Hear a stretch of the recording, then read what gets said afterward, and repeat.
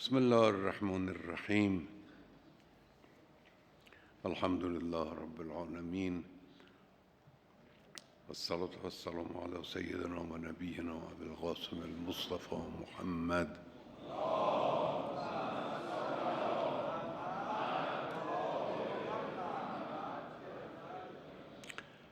و علی آله الطیبین الطاهرین المعصومین. بسیار خرسندم و متشکرم از آقایان محترمی که اینجا بیاناتی رو برای استفاده ما و همه شنوندگان ایراد کردن. نمایشگاهی هم که دیروز ما توفیق پیدا کردیم دیدیم، بسیار نمایشگاه شوق آور و برجسته‌ای بود. تصور میکنم من که میتوانیم این نمایشگاه دیروز رو نمونه ای از نمایش اقتدار علمی و فناوری کشور معرفی کنیم. تنها تأسفی که من دارم این است که این پیشرفت‌ها برای مردم توضیح داده نشده و مطمئناً اکثر افراد کشورمون از این تلاش هایی که انجام گرفته و توفیقاتی که به دست آمده و ابتکاراتی که از نیروهای انسانی نخبه ما سر زده بی اطلاع. دیروز من برخورد کردم با جوانهای نخبه، یعنی در حرف زدنشون دقت کردم و تشخیص دادم که اینا به معنای واقعی کلمه نخبن. امروز هم خوشبختانه در بین این سخنران‌ها تعدادشون جوانهایی بودن و همشون به الحمدلله نخبن. به نظر من جای شکرگزاری داره، از خدای متعال باید شاکر باشیم. همه این نعمت‌ها از خداست. فما بکم من نعمت فمن الله. همه اینا نعمت‌های الهی است، توفیق الهی است به شما و به کشور و به مسئولین. طبعا این توفیق رو قدر بدانیم و دنبال کنیم. من دو سه تا از این درخواست‌هایی که آقایون داشتن و اینجا یادداشت کردم که دوستان در دولت و همراهی مسئولینی از دفتر ما کارگروه ها رو تشکیل بدن، اینها رو دنبال کنن. مجموعه های صنعتی چند وجهی که گفته شد نکته مهمی است. مسئله تأمین مالی و پیشنهادهایی که بعد شد برای شرکت‌های متوسط کوچک حرف درستی است و مسئله مهمی است، باید دنبال بشه. موضوع آبیاری نوین که برای کشاورزی گفته شد، هم صرفه‌جویی آب هست، هم افزایش تولید کشاورزی است و درآمد کشاورزان. اینا چیزایی است که برای ما حیاتی است، اینا چیزایی است که برای ما لازمه. اینا رو خواهش میکنم دوستان در دولت دنبال کنن، یعنی اینا رو براشون واقعا کارگروه تشکیل بدید و بشینید فکر کنید، از خود اینها نظر بخواهید و کار کنید، اقدام کنید. حالا من نکاتی رو هم عرض خواهم کرد.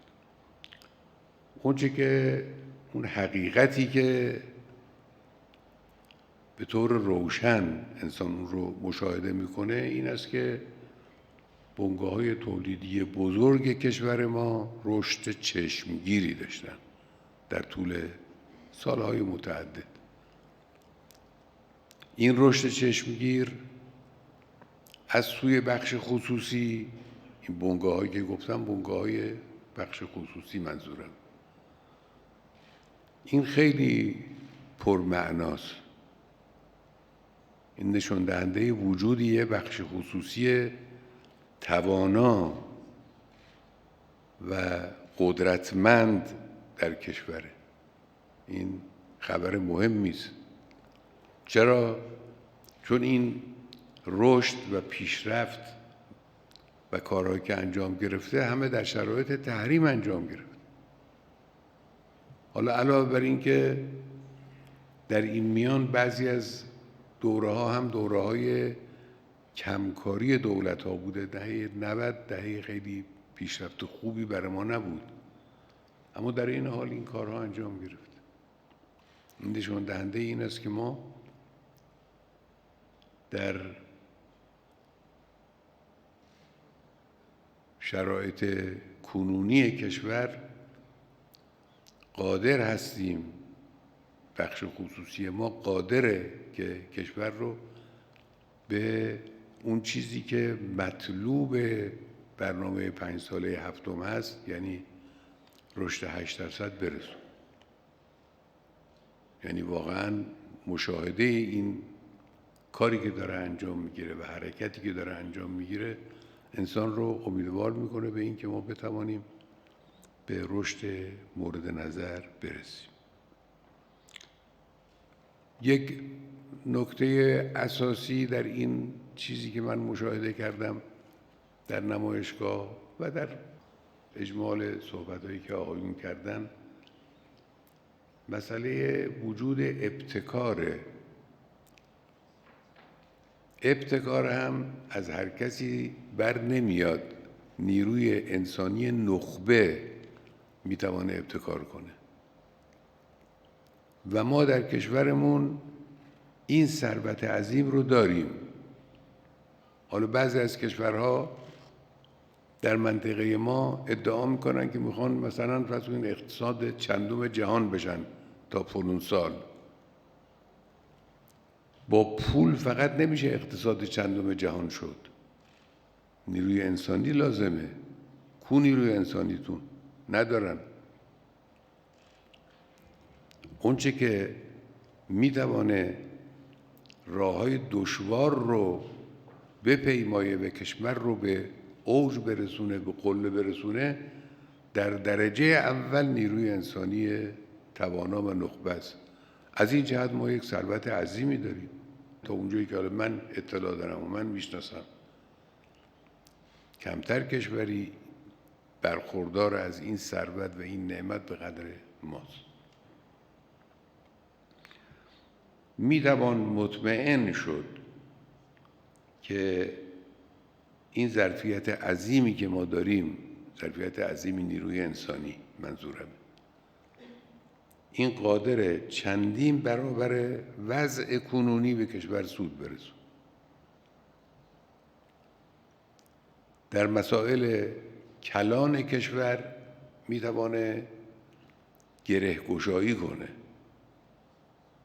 ما بعضی از مسائل کلان کشور هست که توجه به کلان بودن اون مسائل نداریم. مسئله آب یا مسئله کلانه برای کشور. ناترازی آب برای کشوری مشکل و معضل اساسی است. مسئله سوخت هم اینجور. مسئله سوخت، ما الان در مسئله سوخت مشکل داریم به معنای واقعی کلمه. ما کشور تولید کننده نفت با این همه منابع زیرزمینی نفتی بنزین وارد کنیم؟ این معنی داره؟ این معناش همین است که ما در یک مسئله کلان دچار مشکلیم. مسئله برق همینطور. مسائل گوناگونی هست که مسائل کلان کشور، ناترازی در این مسائل کشور رو رنج میده، مانع کارهای بزرگ متعددی میشه. بخش خصوصی ما میتوانه در این زمینه ها به معنای واقعی کلمه کمک کنه. همونطور که الان شنیدید، اینی که حالا بخش خصوصی بیاد، مثلا فرض کنید که با یک مجموعه برق خورشیدی مثلا 1800 مگاوات برق تولید کنه. خب این چیز خیلی خوبی. خب یه بخش خصوصی میاد خودش سرمایه گذاری میکنه 1800 مگاوات برق تولید میکنه. این خیلی برای کشور با ارزشه. اگر ما اینا رو تشویق کنیم، اگر ما کمک کنیم به اینها، اگر برنامه‌ریزی درست انجام بگیره، مطمئناً در این برنامه‌های کلان بخش خصوصی میتوانه هم فکر ارائه بده هم عمل ارائه بده. این عرض ما به مسئولین محترم و به خود شما فعالان اقتصادی بخش خصوصی است. حالا زمینه مشارکت هم البته خیلی گسترده است. یعنی حالا شما اینجا یه مقداری شنیدید، بنده دیروز در نمایشگاه یه مقداری بیشترش رو دیدم. خود این جمعی که اینجا حاضر هستید که در بخش‌های مختلف فعالید، اگه هر کدوم یه جمله صحبت بکنید معلوم خواهد شد که زمینه‌های مشارکت خیلی وسیعه. از صنایع بزرگی مثل نفت، مثل گاز، مثل فولاد شما بگیرید تا صنایع دستی مثلا. در همه این زمینه گسترده وسیع امکان مشارکت مردم وجود داره. سرمایه‌های مردم، ذهن مردم، دست‌های توانای مردم، سرانگشتان فعال و مبتکر مردم میتوانه فعال بشه و کار کنه. اشتغال زیاد خواهد شد، فقر کمتر خواهد شد. بنابراین این زمینه‌های گسترده وجود داره. منتها خب هم دستگاه‌های دولتی باید احساس مسئولیت کنن، هم خود فعالان اقتصادی باید احساس مسئولیت کنن. یعنی از دو طرف احساس مسئولیت لازم. اونی که به عنوان مسئولیت دولت بنده یادداشت کردم، چون قبلا هم در این زمینه‌ها مفصل صحبت شده که امروز عرض بکنم، مسئله بهبود فضای کسب و کار. عمده این است که باید دولت موانع رو برطرف کنه. بنده در سال گذشته در همین جلسه مواردی رو ذکر کردم به عنوان موانع بهبود فضای کسب و کار.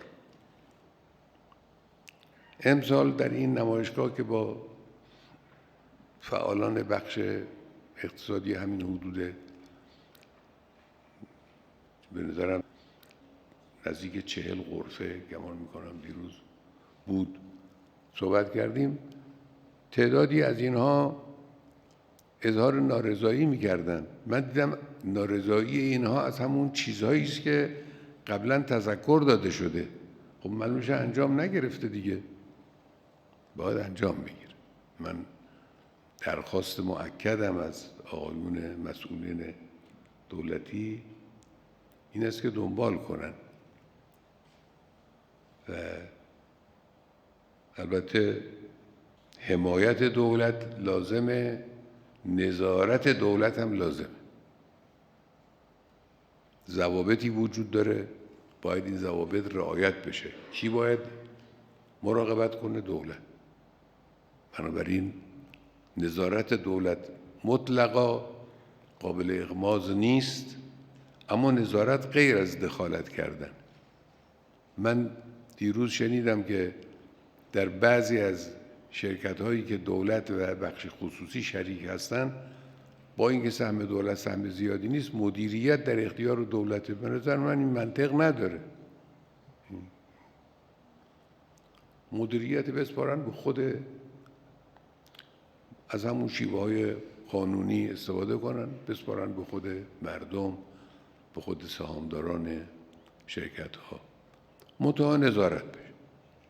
ما در این سالهای گذشته بعد از آنی که سیاست‌های اصل 44 رو بنده اصرار کردم و ابلاغ کردم و دنبال کردم، کارهای بیقاعده‌ای رو دیدیم انجام گرفت که بر اثر عدم نظارت بود.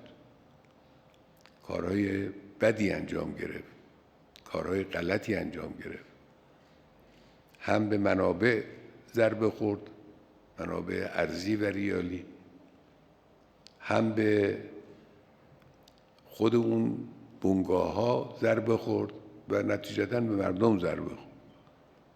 یه عده‌ای سوء استفاده کرد. نظارت دولت حتمی است، لازمه، بایستی حتما انجام بگیره و بنابراین اونی که ما نفی میکنیم دخالت دولت، ولی نظارت دولت رو ما لازم میدونیم. حالا این موانعی که گفتیم برطرف بشه، بعضی از اینها مربوط به درون خود دولت، یعنی ناشی از اوضاع دیوان سالاری موجود ماست که این باید در خود دولت حل بشه. فرض بفرمایید که مثلا مراکز متعدد تصمیم گیری،